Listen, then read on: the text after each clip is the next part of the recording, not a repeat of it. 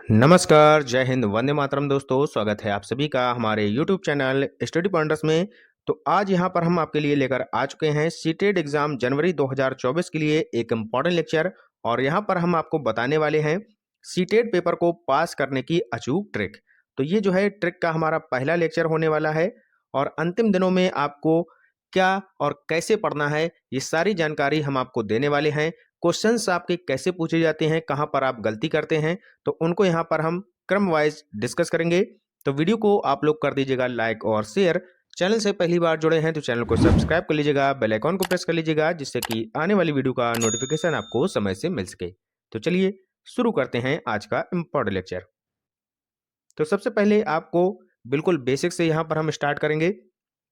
आपका जो पेपर होता है वो होता है 150 नंबर का और 150 क्वेश्चन ही आपसे यहाँ पर पूछे जाते हैं, ठीक है। 75 अंक जो होंगे यानी कि जो 75 प्रश्न होते हैं ये कॉन्सेप्ट वाइज आते हैं और 75 क्वेश्चन आपके आते हैं पेडागोजी से, ठीक है। तो पेडागोजी यहाँ पर आपके लिए बहुत ही इंपॉर्टेंट रोल अदा करने वाली है। अब चलते हैं यहाँ पर बात कर लेते हैं पेडागोजी को हल कैसे करना है, ठीक है। पेडागोजी को हल कैसे करना है, तो यहाँ पर हमने 3 पॉइंट लिखे हैं। पहला पॉइंट लिखा है कि बच्चा सर्वप्रथम बाद में अध्यापक, यानी कि बच्चा यहाँ पर आपको सर्वोपरि रखना है बच्चे को, ठीक है। चाहे बच्चा गलती करे या बच्चा क्लास में बातचीत कर रहा है तो आपको उसे दंड नहीं देना है। बच्चे को क्या मानना है, बच्चे को भगवान जैसा यहाँ पर आपको समझना होगा, ठीक है। तो पेडागोजी में एक बात अपने दिमाग में बैठा लीजिएगा, बच्चे को हमें दंड बिल्कुल नहीं देना है, उसको समझाना है बच्चा कहाँ पर गलती कर रहा है, तो उसमें जो गलती हो रही है वो आपकी हो रही है, ठीक है। तो आप अनुशासन कैसे रख सकते हैं क्लास में ये आप पर डिपेंड करता है, ठीक है। तो बच्चे को एक भगवान की तरीके से हमें ट्रीट करना होगा। बच्चा गलत है तो आप गलत हैं, ठीक है।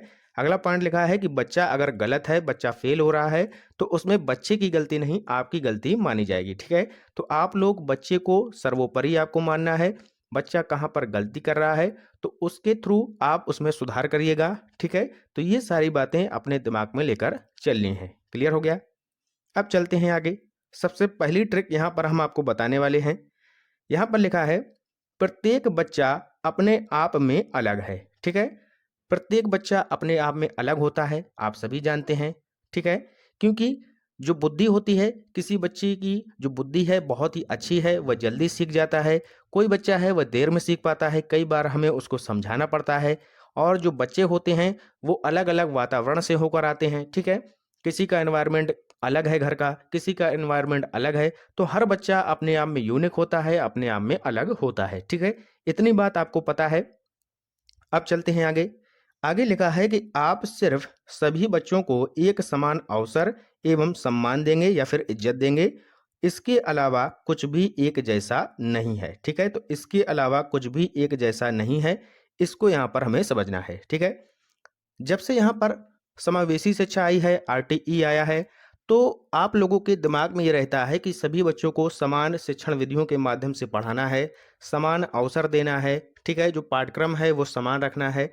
तो ये बातें अपने दिमाग से अब जो है हटा दीजिएगा, क्योंकि अगर आप यही बातें दिमाग में रखकर परीक्षा देने जाएंगे तो आपके क्वेश्चन गलत होने वाले हैं, ठीक है।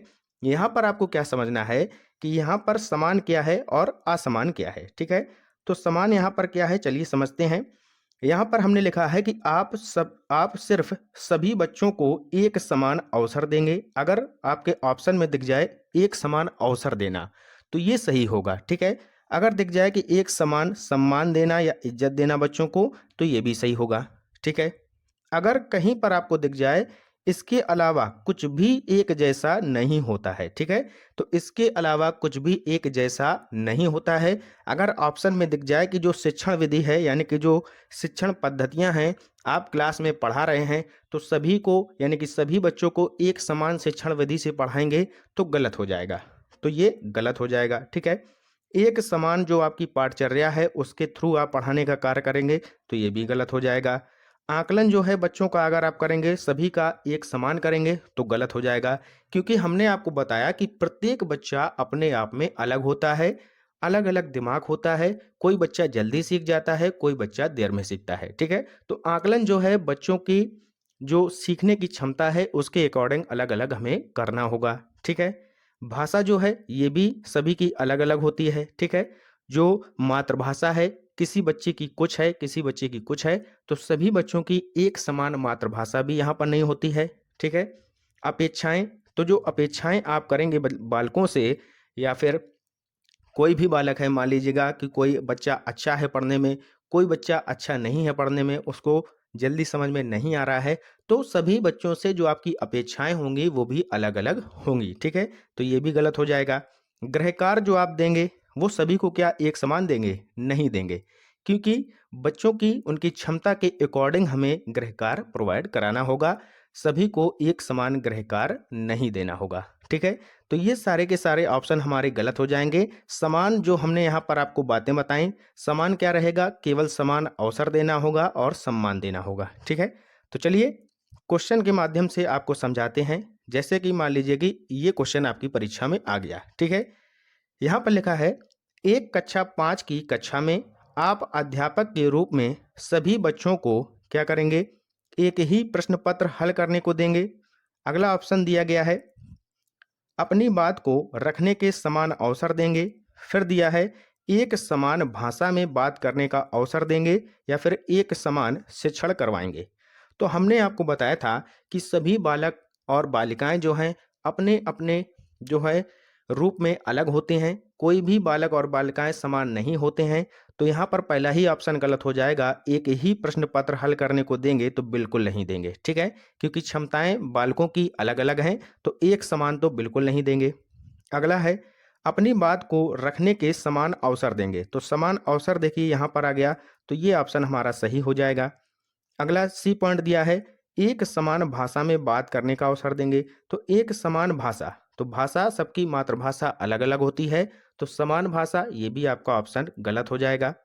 नेक्स्ट है अगला पॉइंट, एक समान शिक्षण करवाएंगे। तो एक समान शिक्षण भी नहीं करवाएंगे, क्योंकि यहाँ पर सभी बालक विशेष हैं और सभी को, जो बालक मान लीजिएगा कम अच्छा है पढ़ने में, तो उसको जो है अलग शिक्षण विधियां, विभिन्न जो उपागम हैं शिक्षण विधियों के, उनके माध्यम से हमें शिक्षा प्रोवाइड करानी होगी, ठीक है। तो सभी के लिए समान शिक्षण विधियां भी यहाँ पर हम प्रयोग में नहीं करेंगे।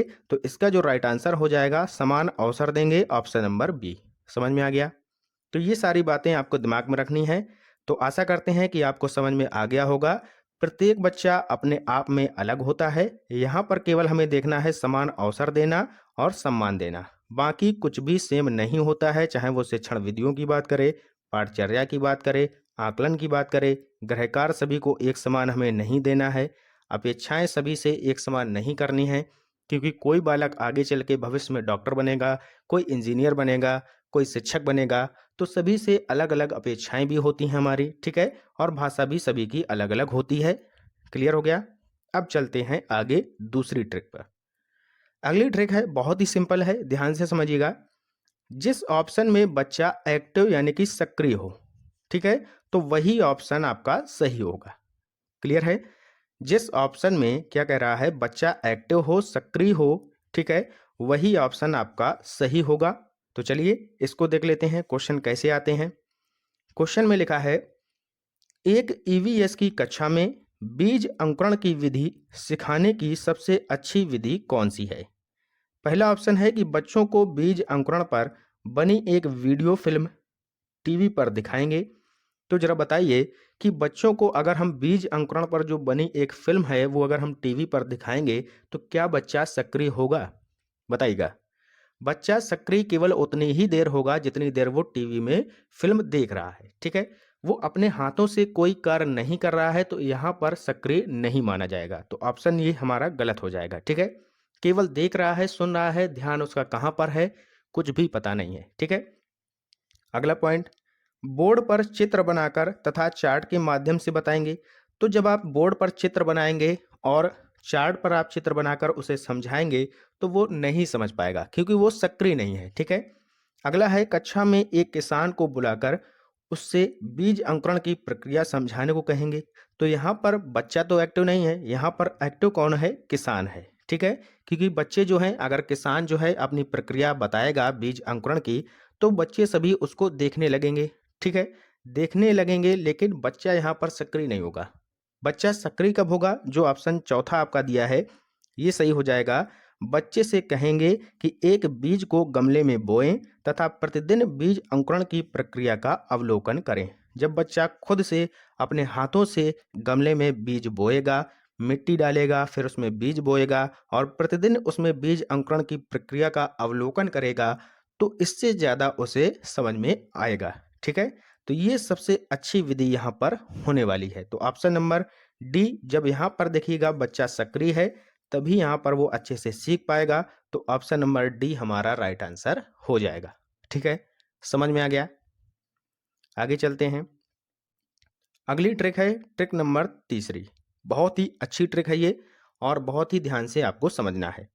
यहाँ पर पहला पॉइंट दिया है कि दृष्टिबाधित वाले बच्चों के लिए दृश्य सामग्री किसी काम की नहीं है, अन्य सुविधाएं इनको दी जानी चाहिए।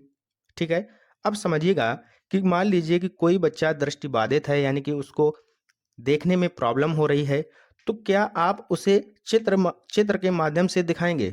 मतलब कि आप उसे टीवी दिखाएंगे, उसके माध्यम से आप उसे समझाने का प्रयास करेंगे, कंप्यूटर में पिक्चर चलाकर उसे समझाने का प्रयास करेंगे? तो ये नहीं करेंगे। क्यों नहीं करेंगे? क्योंकि वो दृष्टिबाधित है। जब ऑलरेडी वो दृष्टिबाधित है, उसको देखने में प्रॉब्लम हो रही है, तो क्या आप उसके सामने दृश्य सामग्री का प्रयोग करना उचित समझेंगे? बिल्कुल नहीं समझेंगे। ठीक है, तो यही बात यहाँ पर बताई गई है, उसे हमें अन्य सुविधाएं देनी होंगी। ठीक है, ऐसा ही अगला पॉइंट है, श्रवण बाधित जो बच्चे हैं उनके लिए जो श्रव्य सामग्री है वो किसी काम की नहीं है। ठीक है, जिस बच्चे को सुनने में प्रॉब्लम है, तो क्या आप उसे व्याख्यान विधि से समझाने का प्रयास करेंगे? नहीं करेंगे। क्यों नहीं करेंगे?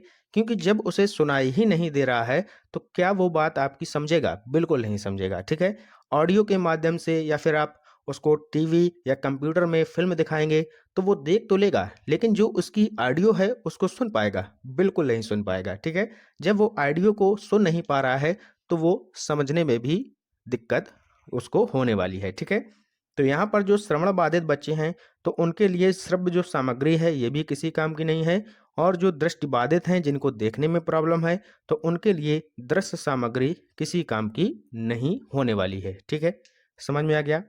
अब चलते हैं, इनके एक एक क्वेश्चन देख लेते हैं कैसे पूछे जाते हैं।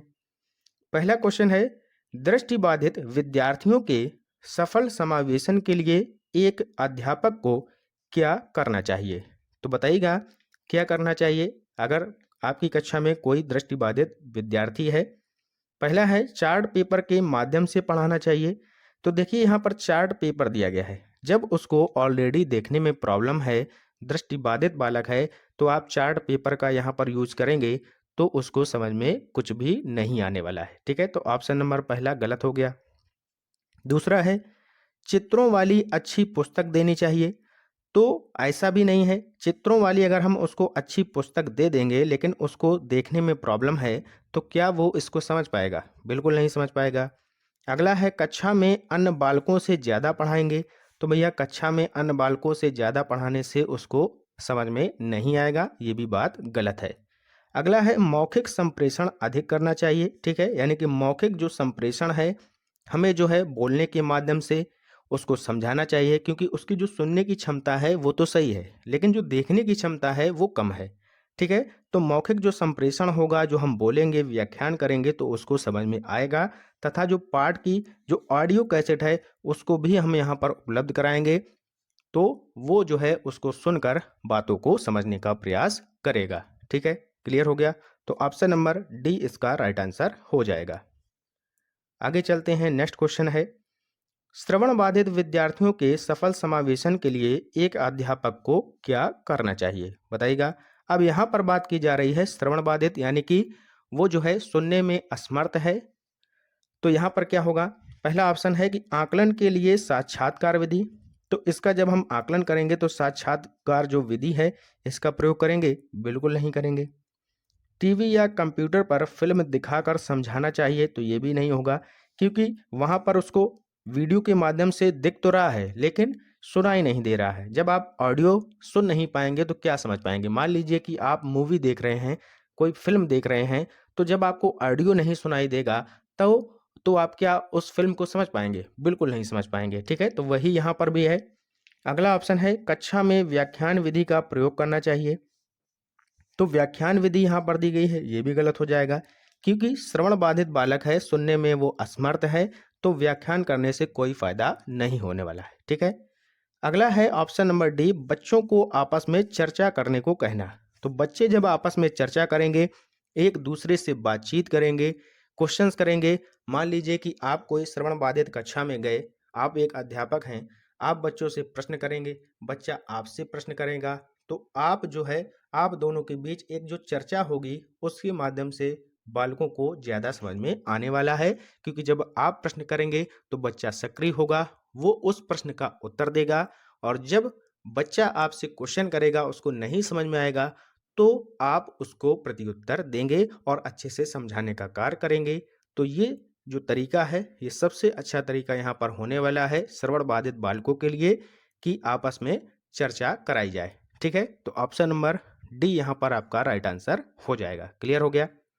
तो आज के लिए सिर्फ इतना ही। ट्रिक आपको कैसी लगी जरूर हमें कमेंट बॉक्स में बताइएगा। मिलते हैं नेक्स्ट अगले ट्रिक की वीडियो के साथ, तब तक के लिए पढ़ते रहिए और आगे बढ़ते रहिए। जय हिंद, जय भारत।